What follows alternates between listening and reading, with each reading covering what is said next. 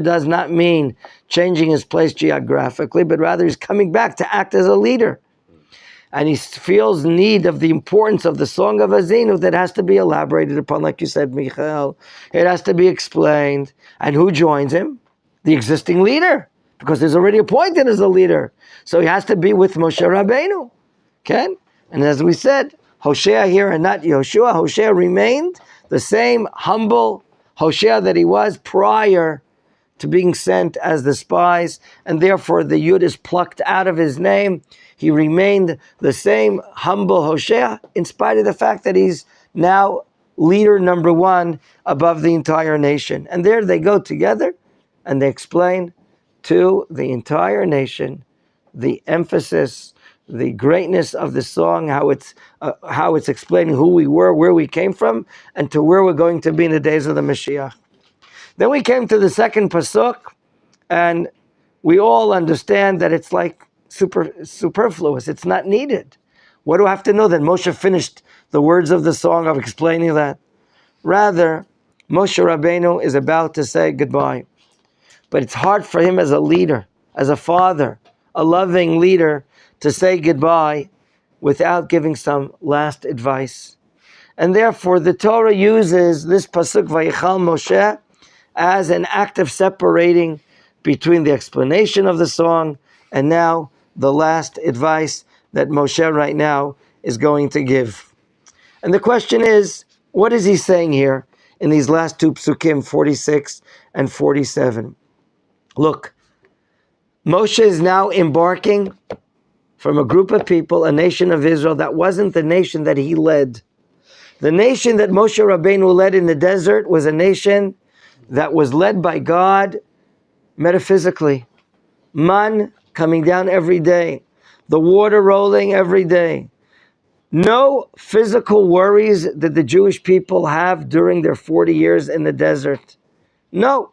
What could they do for 40 years after getting the Torah? Sit and study the Torah with all the proper attention that has to be given, with all the concentration that has to be given. You don't have to worry, we'll have money to buy in the grocery store tomorrow. Everything was provided for. As long as I see my father, Rabbi Horowitz, explains in his article here, as long as the nation has no concern economically, there's no competition, everyone is equal, absolutely. Everyone's life is a life of metaphysical life provided by God. So why wouldn't you sit and study the Torah of God day and night and be able to take out of the Torah this great vitality, this great spiritual satisfaction? That was not a problem during these 39 to 40 years ever since we were led by Moshe Rabbeinu in the desert. But now the nation that's about to go into the land of Israel, Moshe knows that's it. Metaphysical life is going to come to an end. Laboring, working hard, cultivating and tilling the land is going to have to happen. Sweat, hard work, providing livelihood for families. Moshe suspects, will the attitude of the nation to Torah, will it change once we pass the Jordan River? Okay? Will we treat the Torah in this upcoming generation and the ones afterwards that didn't hear me, will not have a connection to me? Will that change? Okay? Will maybe the Torah just change into folklore, in some, nice literature that you can study for a degree? Okay? If that will be the case, then the inheritance in the land of Israel will not work. You will not be able to settle the land and treat this as an elective, and just to go to Sunday morning school in the Talmud Torah, but all week long not relate to the Torah. So maybe the role of this upcoming generation, which will be led by Yoshua, Moshe Rabbeinu now turns to them, and he turns to them not only to fulfill the Torah, and not only to study the Torah, but asher titzavum et Menachem, You have the responsibility of carrying this down to the next generation. You must command your children. You see the words that are used here. Lishmor, la'asot. Lishmor is not to violate the Torah prohibitions. La'asot is to positively fulfill the positive mitzvot. Because if the fathers will not see to give proper attention to the Torah, to the proper midot, then they will not be able to sustain themselves. Therefore, to whom does Moshe call to in Pasuk 46? Moshe Rabbeinu, Vayomer Alehem. To whom is he talking to? He's calling now the fathers. Do you see that? He's speaking to the fathers that they must give the proper attitude to the words of Torah. Not just to read the Torah, but, Lechol advarim. Simu levavchem, pay attention. Study in depth. That's what we just knew and understood that Moshe did for the song. He elaborated, he explained. Okay? Here too, the Torah must be elaborated, it must be studied analytically, it must be studied wholeheartedly, with your whole heart, with all your attention.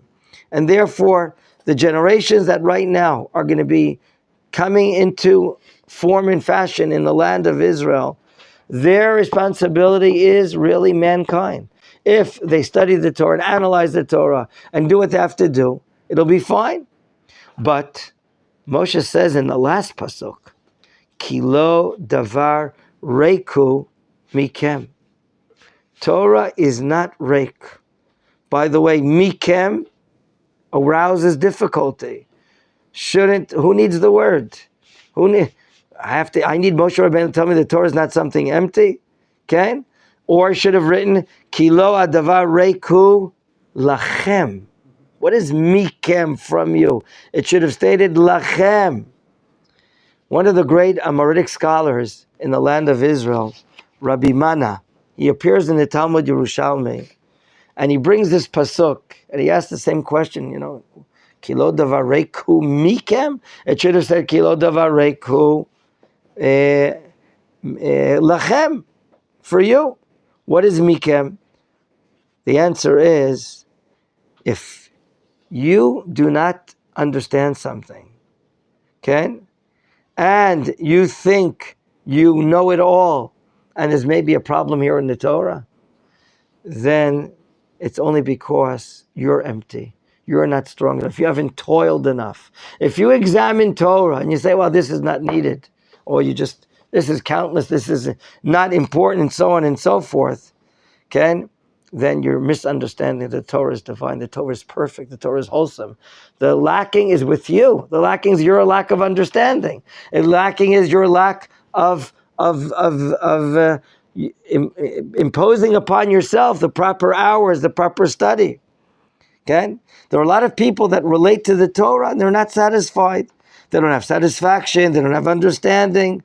And that's because they don't understand the high importance of the Torah. Same thing regarding oral Torah. Okay? The lacking is not in the Torah. The lacking is with the person studying the Torah. And that's why he has mikem. The problem is, reiku mikem. The emptiness is by you. The emptiness is by you. And therefore we should know that each and every word of the Torah is divine. Not only is there no superfluous word in the Torah, there's no superfluous letter. The Torah is more dear than gold. Is more difficult than any work that any human being has done. Like David HaMelech says in chapter 119, Tovli Torat Picha. Good for me is the Torah of your mouth. May alfei zahav v'chesef, more than thousands of silver, gold and silver. Okay? A very simple analogy that I'll share with you that my father-in-law brings, I think it says apparently in the Midrash. Let's say you here write to your friend in another country and you send him money. I want you to buy from me a donkey. I want a good donkey, and send it back. Okay. Now in this country they have donkeys as well. But he asks him, please, with this money, buy from me a donkey. The time arrives for the sending of to his friend the donkey from a distant land, and he sends it with a package of oats. Package of oats. He asked the donkey, what does he like? And the donkey answered, he likes oats. Everyone was laughing when the donkey arrived to his friend. Everyone's laughing. Not only did he not buy you only a donkey, but he sent you oats. Okay? What's the matter? You don't have oats here? So one of the guys opened up his mouth and said a very proper, wise answer. Why? He answered here with this matter. You were making a mistake in thinking that the donkey that you had beforehand was so weak. And that's why, because you weren't feeding him the proper food. You were giving him straw or other things. But now we know you have to relate to your donkey in a proper way. If you want a strong donkey, you have to give him the proper food. For study of Torah, it's not just, speed reading and just going basically through the words and relying on just one commentary. The study of Torah requires depth. The study of Torah requires proper analysis, proper tzumet lev, proper attention. And it's hard attention in order to really understand the Torah. And if you didn't feed your donkey, that's why you're looking for a different donkey. You should have a weak donkey. So too, someone that's studying Torah, if he doesn't apply himself, he doesn't give proper attention to the Torah, then he thinks the problem is with the Torah. I don't understand it. No, the problem is with you, to give the proper attention. And therefore, always here, we have to understand, you have to, by doing so, you'll have lengthy days in your life, and you're going to be able to preserve the Torah. So Moshe Rabbeinu, if we can summarize and say, shares with his people as a leader, as a father, some warm words. By the way, Vayomer Alehem. He says it gently, Vayomer, as opposed to Vayidaber, which could be tough words. He gives some kind advice of paying attention, studying the Torah, being analytically in depth with the Torah, because the Torah is not empty. If there's any emptiness, it's with us, that we have yet to give enough attention and enough analysis, enough study of Torah. And that's the ending of Moshe's words to his nation, that he wants to make sure that they keep analyzing and study the Torah for all future generations, because otherwise they will not be able to lareshet et haaretz. We'll stop here and continue, God willing, tomorrow, B'ezrat Hashem.